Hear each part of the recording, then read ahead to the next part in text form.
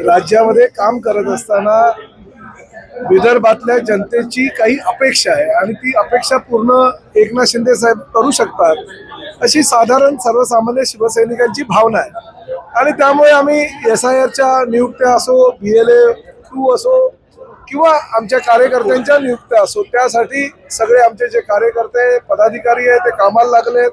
संपर्क प्रमुख आम्ही किशोरप्पा पाटलांना घेतलेला आहे। अकोल्यामध्ये आमचे राजन साळवी काम करतायत। माझ्यावर जबाबदारी अकोला आणि अमरावतीच्या संपर्क मंत्री म्हणून दिलेली आहे आणि त्या माध्यमातून मला पुढे जायचं आणि मी स्वतः विदर्भाचा आहे, अमरावती जिल्ह्यातलाच मी आहे। वर्ध्याचा माझा जन्म आहे। अमरावती आणि विदर्भाविषयी अतिशय मनापासून प्रेम आहे। अकोल्याची पोरगी माझ्या घरामध्ये आहे, त्यामुळे मला ह्या विदर्भाबद्दल विशेष प्रेम आहे, कारण माझं बालपण इकडे गेलेलं आहे आणि अशा ह्या विदर्भामध्ये काम करण्याची संधी एकनाथ शिंदे साहेबांनी आम्हाला दिलेली आहे। त्यामुळे हे आमचं म्हणजे आम्हाला दिलेली ही शाबासकी असं म्हणायला हरकत नाही आणि त्यांच्या शाबासकीला पात्र ठरण्यासाठी ह्या विदर्भामध्ये आणि प्रामुख्याने अमरावती जिल्ह्यामध्ये, आमच्या बुलढाण्यामध्ये किंवा आमच्या अकोल्यामध्ये जास्तीत जास्त शिवसेनेची ताकद कशी होईल तर कशी वाढेल यासाठी आम्ही प्रामाणिक प्रयत्न करणार आहोत। 2029 मध्ये एकनाथ शिंदेंना मुख्यमंत्री केल्याशिवाय सुस्त बसणार बघा, सर्वसामान्य शिवसैनिकांना आजही असं वाटतं की आपला नेता हा मुख्यमंत्री व्हावा।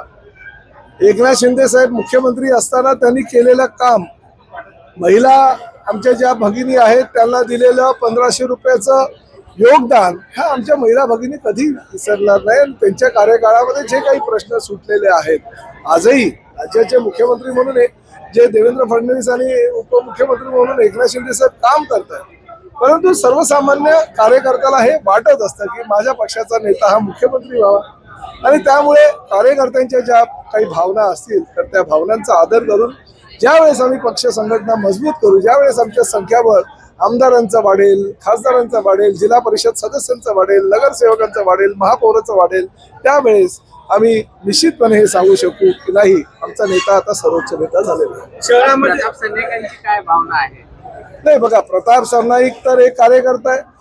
आज एकनाथ शिंदे साहेबांनी प्रताप सरनाईकांवर सर्वोच्च पदी, म्हणजे जे माझ्या आयुष्यातलं सर्वोच्च पद आहे, परिवहन मंत्री म्हणून ते दिलेलं आहे। त्या माध्यमातून मी राज्यभर पक्षाचा प्रचार आणि प्रसार करतो, प्रत्येक ठिकाणी संघटना कशी वाढेल यासाठी प्रयत्न करतो। शिवसैनिक, सर्वसामान्य शिवसैनिक असू द्या किंवा प्रताप सरनाईक असू द्या, सर्वांची हीच भावना आहे की आमच्या पक्षाचा नेता मुख्यमंत्री व्हावा, पण शेवटी संख्याबळ हे महत्वाचं असतं।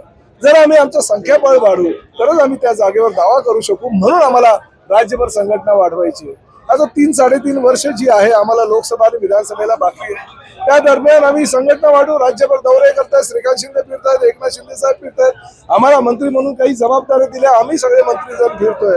त्यामुळे संघटना जर बळकट असेल, संघटना जर वाढवायची असेल तर आम्हाला सर्वसामान्य कार्यकर्त्यांमध्ये जाऊन काम करावं लागेल आणि आम्ही ते काम करतोय। अमरावती शहरासह जिल्ह्यामध्ये मोठ्या मोठ्या अवैध जी वाहतूक आहे ती सुरू आहे, राग असे रेती असे मोठी आहे, मात्र ITO कडून पाहिजे कारवाई होत नाही। नाही बघा, जर माझ्याकडे काही तक्रार आली तर मी कुणालाही सोडणार नाही। पूर्वीच्या काळामध्ये काय झालं मला काही कल्पना नाही, पण प्रताप सरनाईकच्या कार्यकाळामध्ये जर चुकीच्या पद्धतीने काही अवैध धंदे करत असतील, आमच्या RTO जर जबाबदार त्या ठिकाणी असतील, आमच्या ST महामंडळाचे कर्मचारी जबाबदार असेल तर मी कारवाई करायला बिलकुल कुचराई करणार नाही। जर कोणी चुकीचं करत असेल तर त्यांच्यावर कारवाई निश्चितपणे केली जाईल। एसटी डेपोच्या बाहेर जे आहे ते खासगी वाहनं उभी केली जातात आणि एसटी डेपोच्या आतमध्ये येऊन खासगी वाहनाचे कालच निर्णय झालेला आहे। एक IPS अधिकारी आम्ही ST महामंडळामध्ये नेमलेला आहे। पूर्ण 15 जून पर्यंत आम्ही कार्यवाही करतोय राज्यभर, म्हणजे ST महामंडळाच्या जागा ज्या ज्या ठिकाणी आहे, ज्या ज्या ठिकाणी ST डेपोचे ST स्टँड आहे, त्याच्या 200 मीटर परिसरामध्ये एकही खासगी बस जरी दिसली, खासगी वाहतूक करणारी कुठलीही गाडी दिसली तर त्यांच्यावर ताबडतोब कारवाई करण्याच्या सूचना मी दिलेल्या आहेत, माझ्या RTOच्या अधिकाऱ्यांना दिलेल्या आणि ST महामंडळाचे आमचे IPS अधिकारी म्हणून ज्यांना नेमणूक केलेली आहे त्यांनाही जबाबदारी दिलेली आहे आणि तसं परिपत्रक कालच आमच्या ST महामंडळाच्या माध्यमातून राज्यभर गेलेलं आहे। सर, अमरावती जिल्हा मध्यवर्ती जे बस स्थानक आहे, या बस स्थानकातून राज्याच्या कानाकोपऱ्यात रोज अनेक बस जात असतात, रात्री पाळीला जे ड्रायव्हर कंडक्टर असतात त्या ठिकाणी झोपतात, तरी अत्यंत वाईट परिस्थिती। बघा, प्रताप सरनाईक परिवहन मंत्री म्हणून आता 1-1.25 वर्ष झाले, त्या कार्यकाळामध्ये 8300 आता नवीन बसेस आमच्या आलेल्या आहेत, त्या आता चालू आहे। राज्यभर जी आमची शौचालय होती किंवा STच्या जागा होत्या आता अस्वच्छ होत्या, म्हणून आम्ही एकाच ठेकेदाराला ते काम दिलेलं आणि दिवसातून 4-4 वेळा ते पूर्ण ST डेपो स्वच्छ करण्याची मोहीम आम्ही करतोय। एस टी महामंडळाच्या ज्या ज्या ठिकाणी आमच्या जागा आहेत आणि आमचे ड्रायव्हर कंडक्टर राहत आहेत त्यांना 24 तास मुबलक हे गरम पाणी आंघोळीसाठी मिळावं, 24 तास थंड पाणी पिण्यासाठी मिळावं, त्यांना राहण्याची सोय व्यवस्थित व्हावी यासाठी सुद्धा आम्ही त्या ठेकेदाराला कार्यादेश दिलेला आहे.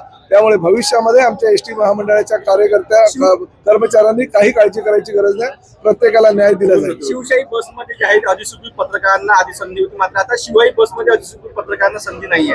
नाही बघा, पत्रकारांच्या बाबतीत सकारात्मक राज्य शासन आहे आणि आदरणीय मुख्यमंत्र्यांनी तुमचे जे यदू जोशी आहे त्यांनी चर्चा केली आणि सर्वसामान्य पत्रकारांना सर्व बसेसमध्ये कशी सवलत देता येईल यासाठी आम्ही प्रयत्न करू.